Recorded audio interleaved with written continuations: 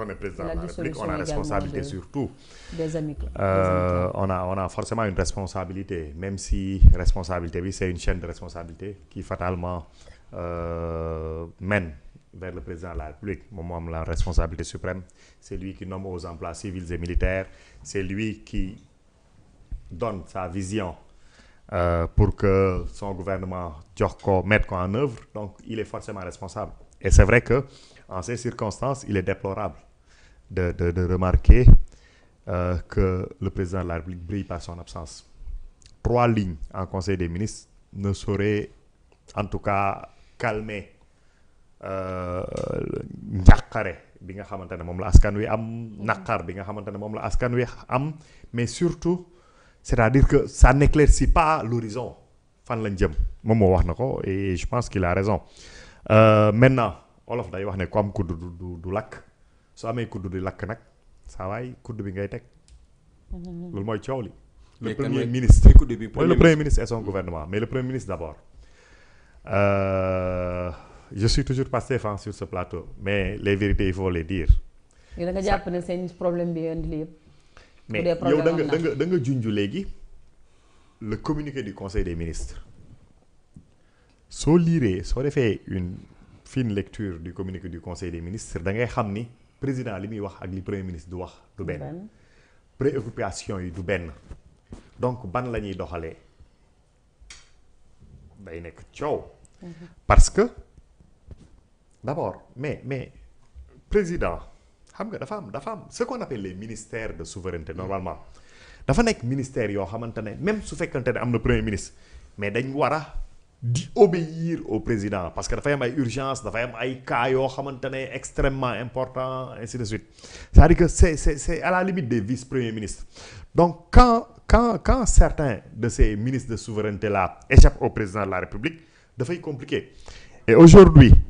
mais l'intérieur nga xamante ne moom moo reste la sécurité publique moom moo reste l'ordre public su fekkante ne politique bañ fay doxal bokkul ak politique bu président dafay indi problème. su fekkante ne affaires étrangères politique bañ fay doxal bokkul ak bu président de la République dafay indi problème su fekkante ne finance ak économie politique bañ fay doxal bokkul ak bu président de la République dafay indi problème. Nous avons des difficultés forces armées également nous avons des difficultés loolu umpul kenn mais est-ce que le président de la République dafa wax ni que mënuñ def face à nos obligations par rapport à nos étudiants dafa ne dans le communiqué du conseil des ministres tel que nous l'a rapporté madame le ministre porte-parole xawma lan dañ ne Marie Rose dafa ne moom li mu bëgg ambition bi mu am pour ses étudiants mooy ñi yëgal leen ci standard yi gën a kawe certainement su waxee loolu dégg na ñuy comparer ak Bénin ak Côte d'Ivoire ak xawma lan ak lan est-ce que lañ fay def doy na président est-ce que ambition boobu la am d'autant que axe 1 wu seen document de politique économique bi nga xamante ne moom lañ génne mais capital humain lay wax renforcer le capital humain saa waay renforcer le capital humain peut-être que day départ bon su leen neex sax mu départ ci jigéen bu ëmb mais mënoo renforcer le capital humain en ignorant royalement l'étudiant ñëpp wax nañ ko alors vouloir dépêcher l'étudiant en espérant avoir de lui plus de performance c'est se fourrer le doigt dans l'œil donc réforme yi nga xamante ne ñi ngi koy wax man dama am problème ak bien fondé d'abord il faudrait qu'ils nous disent ces réformes là c'est des réformes structurelles wala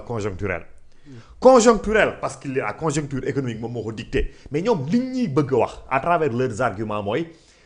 mais étudiants yi dañ leen di jox loo xamante ne jëriñul l'étudiant qu'ils sont c'est-à-dire que quand on parle d'efficacité d'une dépense mooy est-ce que dépense bi ak objectif bi nga xamante ne moom lañ fixé est-ce que méngoo nañ tolloo nañ est-ce que dépense bi ëppul objectif bi pour que l'étudiant soit performant pour que demain mu mën am taxawaay bi mu war a taxawaay est-ce que ni ñu leen di entretenir nii mooy le programme académique bi nga xamante ne moom moo fi am conditions sociales yi nga xamante ne moom moo tax ñiy créer ay CROUS ak ay COUD ak ay centre des œuvres en tout cas ndaxte loolu permettre nañ ñu accéder à ce kii là ce rapport là est-ce qu'il existe est-ce qu'il est juste et ñoom liñ ñuy wax mooy dafa mel ni dépense bi dafa ëpp doole objectif bi donc ce n'est plus conjoncturel c'est structurel te suñ ñuy jox argument dañ lay wax ni dette cachée Ousmane Sonko toog na mu ne su dul woon dette cachée man yi li ma leen yéene du loolu dafa am déphasage entre li nga xamante ne moom la ñuy décliner comme projet ak argument yi nga xamante ne moom la ñuy joxe pour sous-tendre ko mais ok loolu c'est un problème boo xamante ne man jàpp naa wax naa ko fii xam nga Sénégal dañuy bayal di seetaan saa waay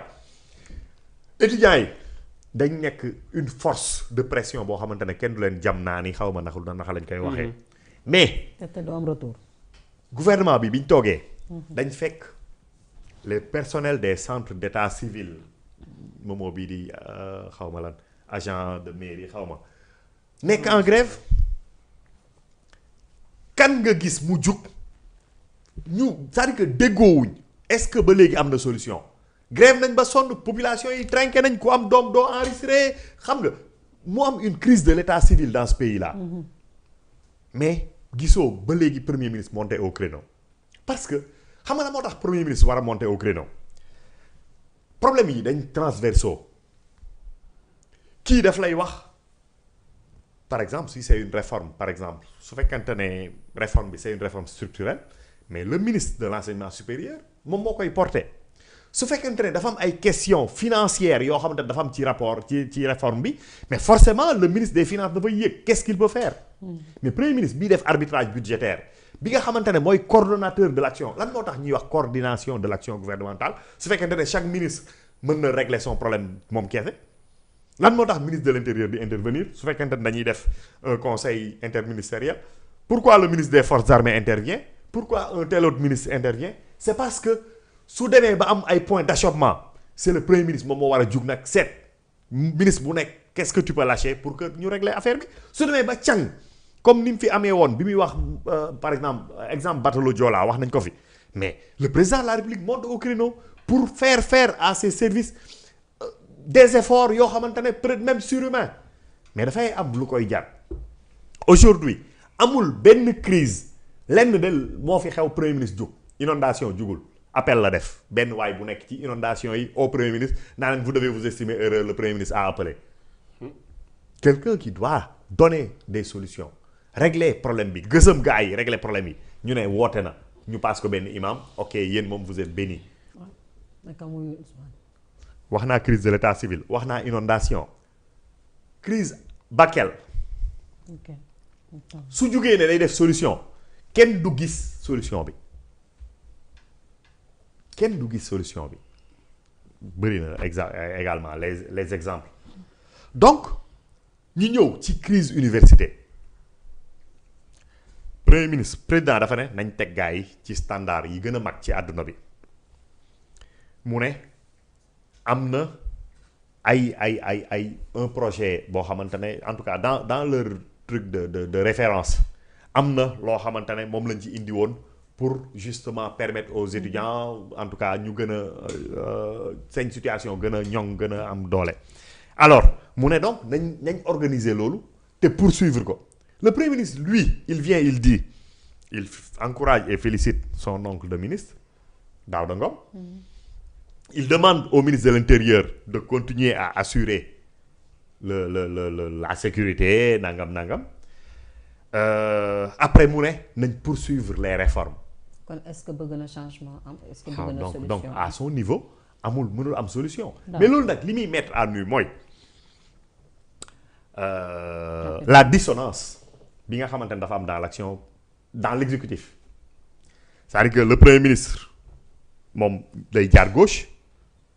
le président de la République day jaar droite donc c'est deux forces nag yoo xamante ne bokkuñ nature mais qui peuvent se neutraliser parce que kii c'est une force constitutionnelle bële c'est une force de légitimité populaire inspirateur du projet ainsi de suite c'est des forces qui se neutralisent moo tax Sénégal depuis 2 ans demul fenn léegi laa doon lire ku sérieux le président de la République 45 voyages 75 audiences xawma nangam pour zéro le premier ministre nangami voyage audience tournée zéro ministre yi moom on n'en parle même pas d'accord.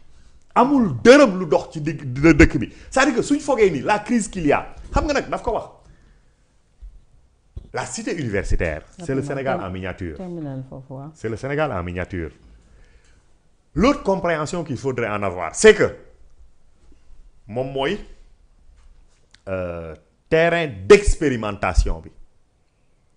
ñoom suñu amee ras-le-bol xamal ne laa dafay def métastase